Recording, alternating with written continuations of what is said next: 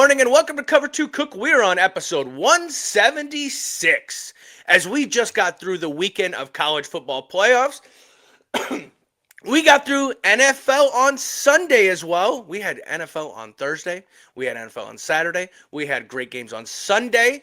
And then to wrap it up, we have to talk about the college volleyball as the champion was announced today. Pure domination on one side of that team right there. So we got a lot to talk about. Let's get it started. Yeah. I was going to do a vertical jump there. Thank you, Socks. Travel been to Indiana, and did Cover 2 Cook get you a good hotel? Indiana? No, I'm in Louisiana. I'm here for Mardi Gras. I know that this might be hard, but I don't know how much you remember Friday night since we left you damn near when you fell asleep. I got my belly full, man. I was like, I warm covers and warm. I was like, I could go to sleep right now. Yeah, I'm gonna go with Jack Dorsey. Final answer? Yes. All right. This is going to be a long fucking day. Welcome back to Cover 2 Cook. We're on episode 176. I'm here with Anthony and Tim. And yes, we had the college football playoffs this weekend, a great NFL weekend, and college volleyball. So let's get right into the takeaways of college football. Tim, how did you like that Alabama versus Oklahoma game? Well, I didn't really like for too much when it started out 17-0 and I had Alabama on the money line, but it kind of straightened around for Alabama. They didn't give up. Like I said, down 17-0. They chipped away. They got that first touchdown by a whirligig kind of play that the receiver made, scored, and then Oklahoma gets the ball back. They block the punt, Alabama, and they kick a field goal. I'm like, oh, this could come back to bite you in the ass. The momentum shifted when that kid intercepted the ball and ran it back for a pick six. That all the momentum, you could hear the crowd just be deflated. Mm-hmm. And I think all the momentum went to Alabama. They got that. They also had the run game was going in the second half to seal the game, I think. And I think it took all the momentum from Mateer away as well. That defense started getting after Mateer. I think it was. After their hot start, they didn't do much at all. And they couldn't convert third downs in the second half. So that was so I think that's, it was a good game. I didn't think Alabama could come back on that game, but they did. And now that they get the number one team in Indiana, and they could beat Indiana. Yeah, that prep the before of that game, the pregame was absolutely just jaw dropping. I was getting hyped up and I'm all the way at home. I'm like, maybe Oklahoma can pull this out. And there was a little point in the game too where I was like, I know I said Alabama, but Oklahoma's looking pretty good.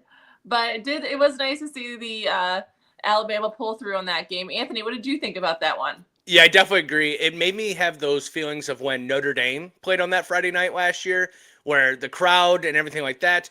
I think the pick six, like you said, flipped the whole game on the end. I was texting people throughout the game, and I kept saying that offense for Oklahoma scares me. They just are never consistent, and they couldn't get behind. Because if they got behind, then Mateer had to start throwing the ball. That's when Alabama could start pinning their ears.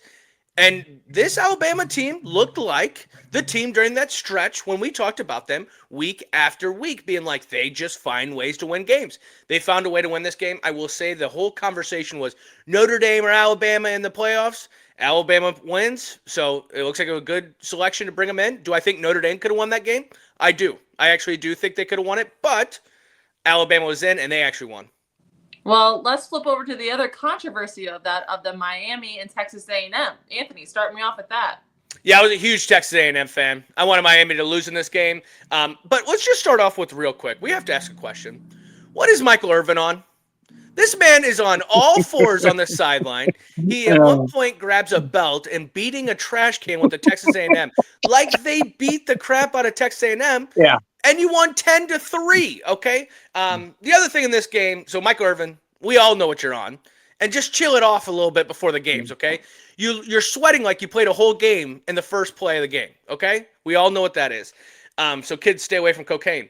The wind was real in this game. The wind was brutal. Yeah, the wind was brutal. Obviously, we saw it as the College Game Day did the kick and the ball just swerved.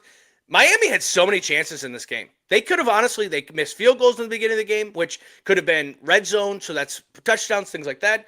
Texas A&M looked like they were sleepwalking. They thought they were just going to come out there, and because we're playing at home. Now, do I think the 12th man would have been better at home or at night? Yes. Wide receivers couldn't get separation. Defense got gassed, and Miami finally started running the ball on them. And that's the second half right there. That is right there. Miami's side, Carson Beck didn't cause any turnovers. He didn't do anything, but didn't have to cause any turnovers. Defensive line is a bunch of dogs, straight up. They got after Marcel Reed. They were getting after the running game. And then the only thing about Miami, like I said, they had so many opportunities to score, and they didn't. That's got to change if you want to keep winning these games going in the playoffs. Good win by Miami. Do I think Notre Dame, if they were there, would have won? Yes. That win was right up Notre Dame's alley because they would have ran the ball down Texas A&M. But Miami was in, and they win 10-3. Good interception at the end of the game, too. Yeah, that win was unbelievable. Yeah. Would blow your socks off, literally. No, I was not wanting to be there for that game. That would have been too windy for me, let alone like watching that pregame kickoff was, yeah, that was pretty deciding factor too. You would have thought they would have like learned from that, but we were doing kicks all night and they were missing. Yeah. But yeah, you were standing with Marcel Reed on that last throw. This can either make or break your name. And unfortunately, he crumbled and he got that interception in the end zone. But Tim, what did you think about this game? I think A&M should have blew them out. Yep. You ran 75 plays on offense compared to Miami's 49, and you scored 3 points, 3 goddamn points. Are you kidding me? Marcel Reed, he might be. I think he's kind of shuffled back as the season has went. I was looking at him as a Heisman candidate. He'd be a good first round pick as far as a quarterback. I don't know now. I really don't know. Too many turnovers. You had a fumble. You had an interception at the end. I mean, that's just not going to get it done. They just couldn't capitalize. I think this team underachieved. I think towards the end of the year, they underachieved. This team should have blew out Miami, blew them out, and they didn't. And kudos to Miami. They made enough good plays to win the game. I think that Malachi Tony, he had a fumble, and then he scores the only touchdown in the game. So, yeah, I think the win did a contributing factor, but for both teams, too. The kickers, the one I think the Miami kicker was like, oh, that's way off. That's not even close. But, yeah, good win for Miami. They snuck by, but this is a Texas A&M that should have beat them handily. Yeah. And like you said it, Lisa, literally as that last play was happening for Texas A&M, I looked at you and I said, this is how you get known in college football. You throw a touchdown pass, people are like, do you remember that Marcel Reed throw? Even if you lose that game, you throw it. And he tried to expect a player to be somewhere in the red zone. That is kind of how it lives and dies by. But that defender just made a better play. I mean, stood on him. Yeah, it is. And I will say this, too, for all the people that were up to – I mean, Texas A&M 3 weeks ago was getting a first-round bye. And then they lose. Oklahoma, which we talked about throughout the playoff committee time, that is Oklahoma for real. Like, and I honestly, we'll talk about these other 2 games. We're not going to go in depth on them. But, like, is Oregon. You beat up on a James Madison, but you gave up 34 points to James Madison. Yeah. That's a lot of damn points to a team that had no right to be in this game. Yeah. I think when we shake out this whole committee, when it's finalized, there's going to be a certain threshold of what some teams were and what other teams were not. Texas A&M and Oklahoma stinking. That's a bad look for the SEC. Absolutely. And they were holding their spots there for week after week after week. And then just to get blown, or not blown out, but to be defeated like this in your own home field advantage doesn't look good either. Yep. All right. Well, as you mentioned, we did have Ole Miss beat Tulane 41-10. And then Oregon beat James Madison by 51-34. So, yeah, allowing them 34 points does seem like they have some weak spots that, are vulnerable. They are off this weekend. All of these winners are off this weekend, but they start back up on New Year's Eve. There will be some bowl games this weekend if you're wanting to watch bowl games, but the games that matter will be on New Year's Eve. Yeah, unless you want to watch the Pop-Tart Bowl and stupid shit like that. Otherwise, it's not going to be any games until New Year's Eve. Right. And we hope that the committee gets this right and gets the 12 best teams next year. Yeah. They've got to, because these I mean that the JMU game wasn't even close. Yeah, the final score was within 17, which screwed me on my bet. But anyway, but it was 35-3 at one time. So I mean, they kind of let them back in it. So I am hoping that they get this straightened around and get this fixed. Did you see that video Dave Portnoy did of Oregon? The first play of the game, Oregon takes a run out the side, and James Madison's got this 33 nose guard running got his head up, and he's like, "What the hell do we have going on?" Wow. Yeah, I've seen it all over social media, but yeah, no, the Ole Miss, or I'm sorry, James Madison, Tulane, it's just different talent level. Yeah. And, and one other thing, while we're talking about college football before we move on, I know you wanted to bring it up as well. ISU making it to the national championship for their size, huge. I mean, I will be honest, once they took down North Dakota State, it was like they should be able to run the table because that is the best team by far. I don't know who they play, though. I think it's Montana State, I think. Yes, okay. Well, it's either Montana or Montana State, because that's who was playing. Right. Yeah. Right. And I think that's on Saturday as well. But I think it's in a couple weeks. Oh, it's not. So it's not. It's like New Year's Day kind of thing. No, I think it's in a couple weeks. Okay. So they're going to give them time to kind of rest and go for it. We'll go ISU Birds, Redbirds. No doubt. Yep, we'll keep you guys up to date on that as well. And as we transition into NFL, we will talk about fantasy in our next podcast, as Anthony's final game here is coming down to the wire. So we'll know after Monday night's game if Anthony is going to need to do a punishment. And thank you, everybody, for your comments. He is in a real pickle if he doesn't. Yeah. I think number one right now, just so everyone knows, the number one is going to IHOP. That's down the street from us. And be there for 24 hours. Every pancake I eat takes off an hour. I feel like I could do that one pretty solidly. So that's the punishment right now. It's coming down to Monday night. You got a couple people playing Monday night, and I don't even want to talk about it. I don't even want to think that it's going to be a win or a loss, because I hate this season. I hate fantasy football. This sucks. No, yeah, but I feel like I'm reveling in it a little bit, but I'm also nervous because, I'm also nervous for you because some of these punishments that people have commented are worse than what I was going to. Right. Yeah, well, some are unreasonable. I mean, as much as I would love to do some of them, I do have to keep my job. Unless you guys want to start paying me to do this, I do got to keep my job. So nothing's going to happen at work. Nothing's going to be detrimental on my social media to make me look a certain way or anything like that. So, but eating food, I do that every day pretty solidly. I think I could do that. But IHOP, it's like 100 degrees the last time we were in there. Yeah. So if it's 100 degrees and I got to eat all these pancakes, your boy's going to work through it. Shedding layers. Yeah. I'm hoping they can put me in the back. All right. Well, let's talk about Tim. Let's move over to your takeaways from this NFL weekend.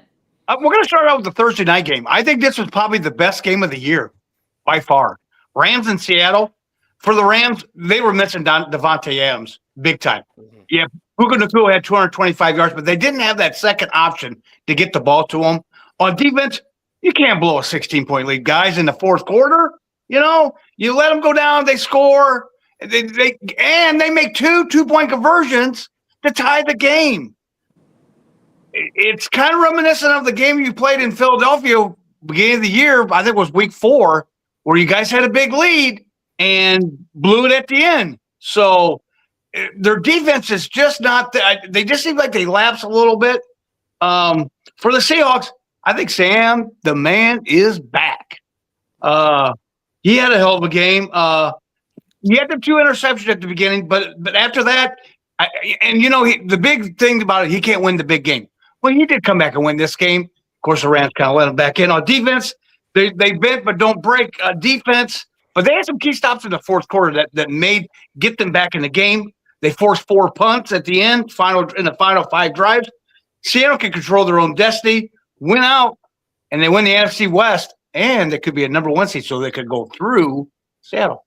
Yeah. That'd be crazy. Yeah, this was a good game. It was a very intense game all the way to the end. But Anthony, what were your additional thoughts? Yeah, so 2 things. Definitely agree with the Devontae Adams not playing for the Rams, not playing that game because the red zone was just so hard for the Rams. Second thing is we got to talk about it. That hit the helmet, goes backwards, rolls into the end zone. That's how they get a 2-point conversion. I love Sean McVay, how he said it.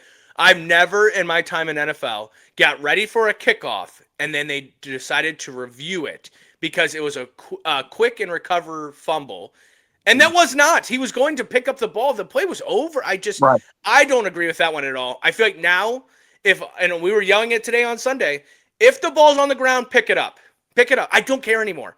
Because now the NFL they're moving the goalposts throughout the year, and you're going to hear other people. They've now thrown penalties on review when we were told that doesn't happen. They reviewed this 2-point conversion. That should have never been reviewed. It should have been done right then and there, or not at all. You can't line up for a kickoff and say, "Oh yeah, no, we look at it." No, can't do that. But also at the same time, Rams. I mean, Jiminy, Criminy, Puka. I mean, for what a wild week he had, where he's on Twitch or whatever doing bad dances, to his brother stealing cars, to 200 and some yards receiving. If you played him in fantasy, you had a pretty good head start in the weekend. Yeah. But yeah, no, I definitely think that the Rams right now, it's a bad time to start kind of getting cold. And to say that Sam Darnold is a guy, that first half, not good. Second half, good. Can't do that in playoffs. Got to play a full 4 quarters to be good. Mm-hmm. Definitely agree with that. Yeah, that 2-point conversion was hysterical. Crazy. Hysterical. And there was like time that last before he even picked it up. So yes, and that's what call a dead ball. And that's what I don't like about it. Is like I think a quick recovery is like it hit off his helmet, it bounced, he grabbed it. Like it can't stop its momentum, and then he recovers it and says, "No, it's a recovery." No, like so. But you live and you learn. Don't let him do it again. Now the second conversion, that's on you. And overtime, that's on you. Like, should have won those games. Or should have won that game, Rams. Yeah. Well, Tim, let's go into your second takeaway, which I believe was another nail-biter. Packers and Bears. For the Packers, I think when Jordan Love went down, we all thought, oh, they're done. But I tell you what, Malik Willis, he came in a backup role, and he was driving the guys down there. They had 3 scoring drives with Malik Willis. But I think the bad deal was when he fumbled in overtime. Malik did, so you can just tell he's there. But maybe this week, because I don't see Jordan Love playing this week. Yeah. Now he's going to be on a concussion protocol. Maybe he gets some more reps. But yeah, this was a bad loss for the Packers. They had first and goal. Now Green Bay's 9-5-1, and the Lions are breathing down the neck, which now they're not because they lost today. And they can't have any more slip-ups if they want to make the playoffs. Now with the Lions losing today, that kind of helps them. For the Bears, the key was getting the onside kick.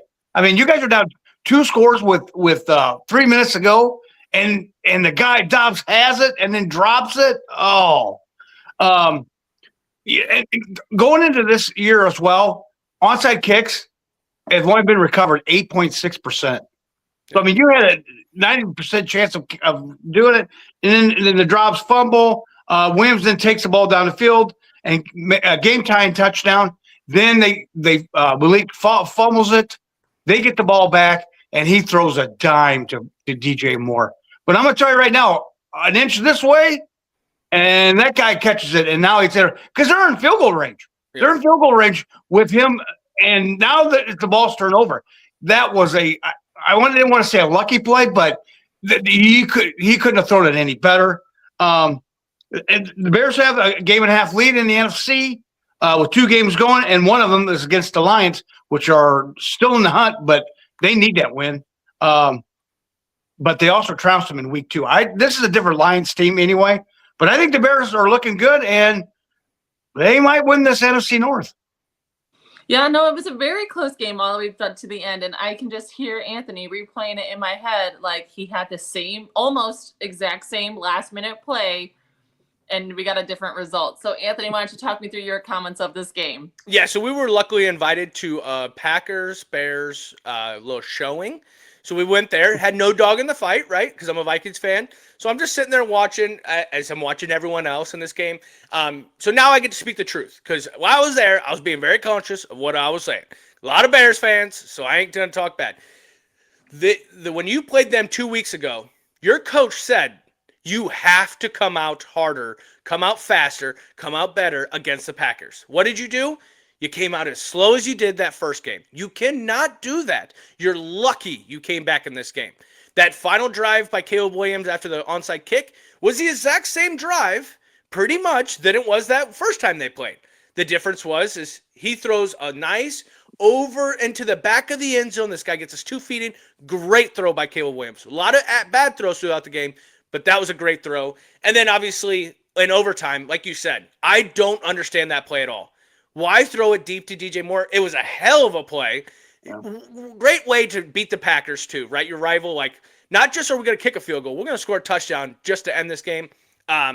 But yeah, the Jordan Love hit I thought was dirty. Not dirty, but I thought it was a penalty. I understand he's ducking, but that's how it's been called all these years. Head-to-head comment or hit or whatever. Right. Like he dipped his head, so did the defender. Jordan Love being out. Josh Jacobs wasn't utilized at all. It was more Wilson and this other back.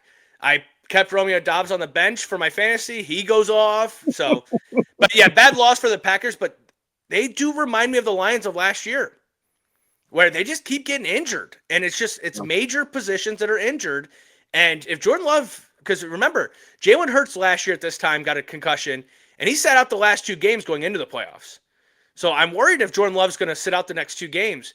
And the Bears have San Francisco next week, who is still in a contention fight as well. And then the Lions. This is not over yet, Chicago. You guys need to at least win one of the next 2 to solidify your spot, or hope that the Packers or Lions lose in the next 2 weeks. Yeah. So, yeah, there's still a dog in this game. It's not over yet. Yeah. Oh, and also nice going to that little party because we came out winning like $250 off a square. So that was pretty solid. Nice. I do real quick have to say it, though. When the guy came up to me, he said, I was like, I'll take 2 spots. I didn't know how much it were. And he was like, okay, $20. And I was like, ooh, $10 a spot? I thought it was like 5, 10, All right. So I told Lisa to write on the paper. She writes down the cooks, okay? So then the first quarter ends, and they come out and they go, we got a winner, but we don't know who it is. The cooks. And Lisa, woo! And so I'm like, why would you not write one of our names? Like, why would you write the cooks? And then they hand her the money. Crazy. Not going to happen. I said, I'll take that. So when you paid for it. No, I did too. Yeah. I got you. She was the one that went, woo, as soon as they said the cook, because I put my head down. I was like, I don't know how much money that is, but I do not want to be embarrassed right now. So, well, I bet your bottom dollar you're glad you got embarrassed. Yeah, because I'll take that $250 anytime I go to a watch party. Well, and I will say this watch party, I watched less football at that than I do when we're at home. I got in the car and I'm like, I think I watched the last play of the game and that was it. Like, I'm like, how do people actually watch this? Yeah. But, I was preoccupied. I was running around in a Grinch costume and having a couple drinks with friends. So, yeah, I was doing other things. All right, Anthony, well, why don't you give me a rundown of the rest of the games that happened this weekend? Yep, so real quick, we're talking all games. Thursday night, we talked, was a great game, 38-37 as the Seahawks would win. Then we go to Saturday. Eagles would clinch the NFC East with the win over the beaten-up Commanders, 29-18. There was a little scuffle in that game that kind of got some people ejected. Always love rivals like that. Still not college football rivals, but pretty good for NFL. We just talked about the Bears winning in Bears fashion, 22-16. And then we come to Sunday. Games that matter, right? Panthers would find a way to win over the Bucs 23-20. I think we are literally witnessing the Bucs downfall. Like just they have everyone. There's no excuses, and they can't find a way to win this game. I saw Mike Evans throw his helmet at the end of the game. I cannot imagine what that locker room is. Baker Mayfield, not a great game.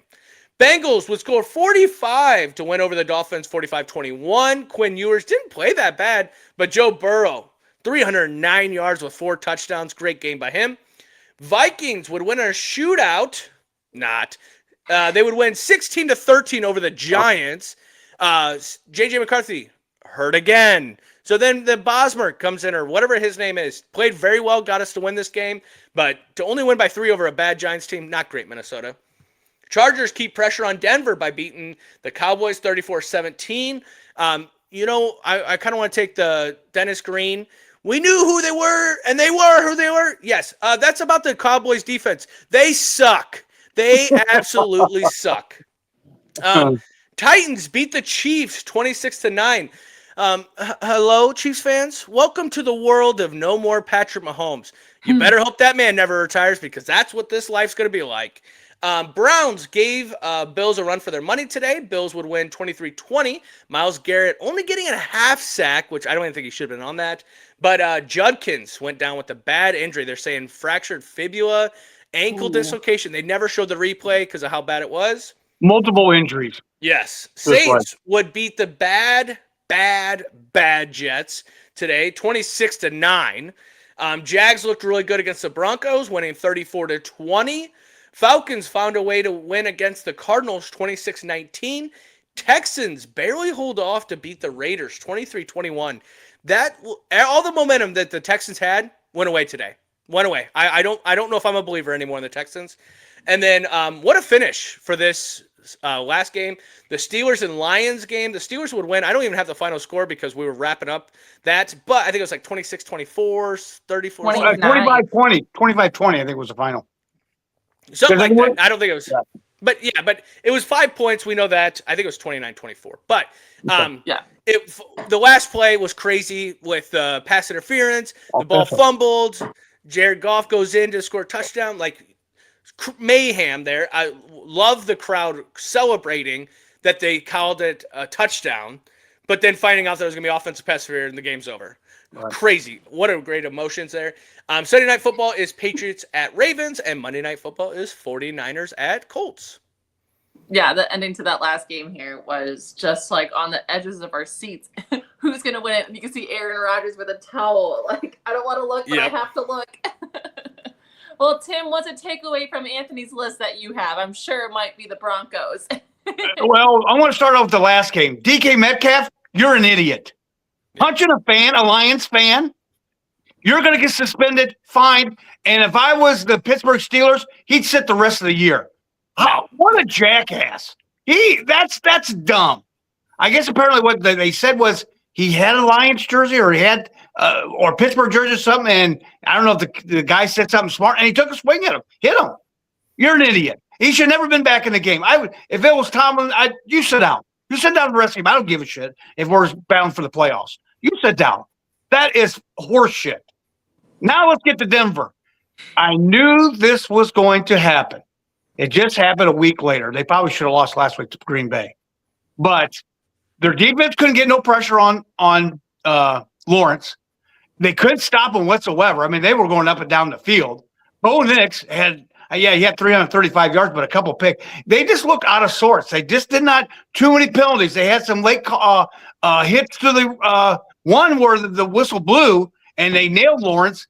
But I mean, how in the hell was you going to hear that? The crowd was into it. I mean, them players can't hear that. I get it. They called it, but they just couldn't. Nix was overthrowing people. They had one where they had a flea flicker and something was wide open, and he drops it. It's like there was too many drops. I'm glad they didn't get this loss out of the way, but I'm going to tell you right now, luckily with the Chiefs, who knows who their starting quarterback is going to be because they're on a short week. They play Christmas night, so they're on a short week. Luckily, the Chiefs are not going to have they won't have Patty Mahomes, but who knows who the quarterback is because Minshew's out for a torn ACL. So I don't know who their third stringer is. And they got the Chargers that bring down the neck. You had the opportunity at home to pull away and possibly clinch a number one seed, and you didn't. Now you're going to have to battle to get these next two. You're going to have to win the next two because you know who else? You got the Chargers breathing down your neck for the AFC West. Now you've let in the Jaguars as well because now they're only a game back, and if you get tied with them, they got the tiebreaker because they beat you. Everything could run through Jacksonville. You had every opportunity at home this week to wrap everything up, and you shit the bed. And you know what? Now you're going to have to work your ass off to get on a short week come this week. You better come playing because I don't think the Chiefs are going to give up. So you better start playing better. And I'll say this real quick. Just that Dennis Green again, we knew who they were. This is who the Denver Broncos have been all year. Yeah. They found ways to win games, but I don't think they are a Super Bowl caliber team. That defense had to play the way it's been playing in the beginning of the year all year, and it just doesn't happen. There's too much tape on them. That Jags offense went right through them. I mean, it was Swiss cheese today. Whether they wanted to run the ball, how do you, when you got to get a stop, collapse the pocket, and then at the end comes out the side and gets a first down. You can't allow that to happen. The biggest one was Patrick, Troy Patrick or whatever it is, Patrick Bryant. Yeah. Oh man, he got last- laid out. No hand up after when they Yeah. were carting him off. Like that is a serious injury. Yeah. And then back to the DK Metcalf. There's a reason you're not coaching in the NFL. I can tell you that right there, because you're not benching DK Metcalf. I would love to know what the interaction was. I don't know. Yeah. We haven't heard that yet, but I want to hear that, because from what they were hearing is that the person had a jersey of DK Metcalf, came over to sign it, which is a great gesture, and probably lipped off to him. And also, just for you fans out there, do you understand that these people are freaks of athletes, okay? If you think they can't jump high enough to get you, yes, they can. If you don't think they got a little right hand that's going to come behind you, ask Jake Paul. His ass is on the floor this weekend too. Just leave the players alone. Just because you buy a $400 ticket doesn't make you a part of the game. Stop doing that. And DK, you learned your lesson. F everyone. Do not go sign anything. Don't do anything, because you don't know what's going to happen. I wouldn't have benched him. I also would have had that fan ejected, because that's what they do in the NBA. Yeah. Someone says the worst thing. Oh, did you get him out of here? Yep. NFL, get him out of there. Stop that stuff. Yeah, no, absolutely. And I mean, we don't know what his punishment is yet, but I think he'll learn his lesson, maybe, or he'll just throw money. I think there's a fine and possible suspension. I really do. Well, at least one game. At least one game. He's definitely got to get fined, because you can't do that. No. But I want the Detroit Lions to find out what the hell happened there too. Yep, exactly. Because that fan shouldn't be allowed back in there if they're going to do some stupid shit like that. Do their due diligence. Yeah. Yeah. It's both-sided. Athlete, you're always supposed to be, but words are different these days. Yep. Yes, very, very true. All right, well, let's move over to the results of Tim's best bets. Did he go 0-4 or did he go 4-0? Where are we at? Right down the middle. Like, if I was a golfer, boy, I'd be a hell of a golfer, because I'm right down the middle. 2-2. The Bears money line, yes. Alabama money line. I was a little bit nervous about that one. I talked to a guy at work on Saturday, and he had Alabama money line. I said, "Was you a little nervous when it was down 17-0?" He goes, "A little bit." And I'm like, I was a lot nervous. Yeah. And then the Carolina, I had Tampa Bay given 3. Yeah, thanks you, Baker. But I should have knew that different, because Carolina seems like they play better at home than they do on the road. And Oregon, thanks for giving up 32 points. Now, you would have had to score about 60 for you to cover this point spread. Thank you very much. You were up 35-3 at one time. I was watching it, and I told the bar owner, Bob, to turn it chasing, because it wasn't that good of a game. Because we went to the ISU game. Yep. Well, Bob should have stuck with it. But so, 2-2 down the middle. Well, and I said exactly what happened. I said those late touchdowns by JMU is going to catch you. 21 is too much points. If it would have been 17, you would have been right there. But that 21 hook was bad. But yes, that is all the NFL. That's all college football. But we got one last thing we got to talk about as well, is the college volleyball, as Texas A&M would take the championship today or this afternoon. Lisa, what do you think about that game? Yeah, this was a very good game. I mean, it was a quick one, but I will say, if I just break it down, Kentucky came out strong to the start of this game. They came out with a 5 or 6 point lead, clean passing, which allowed their hitters to place the ball where they need to put it, and gave A&M a chance to be on their heels, being like, shoot, we got a gap to make up. But, their block wasn't strong to start off, but they turned it around real quick, and they closed that gap, and they sealed the deal on that first set. It was like 26-24. It was definitely a close one, but they took the momentum away from Kentucky, and they kept that throughout the set 2, and they were on fire. They ran with it, and Kentucky was battling back after that first loss, and they have been notorious for winning that second set, but unfortunately A&M wasn't going to give them that chance, and Kentucky was not going to claw their way back on that one. They lost that one 25-15, and then going into the third set, it was pretty close there in the front, but A&M stole it away. And I was telling Anthony that the reason why A&M is able to run a fast-paced, offense is because their passing is on. And they're able to use all 3 hitters when she needs it as the setter. Now, when you're looking at the Kentucky side, I just felt like they were having way too many, off the 10-foot line passes that the setter could only set the outsides. And then at that point, when A&M has their huge block in your face, they don't have much to go with it. Yeah. So it just didn't seem like Kentucky had the advantage on their side after A&M came back in the first set. But yes, A&M took down a third number 1 seed this tournament. That's something to definitely, check up on. Congratulations to the Aggies on your first national championship. Yeah, definitely agree. We were watching the game and I said Kentucky threw everything in the kitchen sink or whatever the phrase is. They threw everything at Texas A&M that first set. And we took they must be listening to Cover 2 Cook because we said they have to come out stronger. They did come out stronger. But then Texas A&M could weather the storm and still win that set. I was like, it's over. It's over. We could turn this off. They're going to win in straight sets because Kentucky lost their momentum of what their mentality was. Yeah. And when Texas A&M beat them and you threw everything at them, well, then what are we going to do 2 and 3? This game's over. And it really was. I mean, I think with you're saying the passing and all that stuff, I don't got all the techno lingo, all that stuff. All I know is if that ball goes up after a set, that ball comes down very hard on the Texas A&M. Texas A&M swings so hard. And we talked to people about this, and that's all the men's game really is hit ball hard. Texas A&M does that pretty well. But yeah, the blocking too. I mean, just in slow motion, you're like, oh, that was cool. And fast time, you're like, how the hell did they do that? Mm-hmm. Where they blocked it and put it down straight. My hands are smacking that shit into the 5th row. So I can't even jump over the net, so I don't even know what the hell I'm talking about. But no, it was a good game by Texas A&M for sure. Yeah, definitely a shout out to the liberos out there too, because gosh, they're throwing their bodies under those 50, 60, 70 mile an hour hits and just getting them up amazing. Yeah, we thought we saw one of the best pancakes of all time. They called it an in, but that pancake where she put her hand down, it was pretty good. But that is episode. Well, and the one thing about this too is no Big Ten teams in the finals. Yeah, SEC. I mean that is big because I don't know if the SEC is about volleyball, women's volleyball, but you got 2 teams from the SEC that made it to the championship, and there was not one from the Big Ten. The Big Ten has been known to be that's the women's volleyball. I mean that there was nobody representing the Big Ten, so I think that's got to be a shutout for the SEC as far as the women's volleyball. Well, we see that a lot of what we've seen for conversation has been the transfer portal. They're talking about how the transfer portal in college volleyball now is changing that atmosphere. Well, SEC don't matter what it is. You can play, it could be in a pool, it could be in a grass, It could be on a track. They want to win everything. And that the commissioner has said that multiple times. I don't care what it is, we want to win it. And they showed they did. So nice.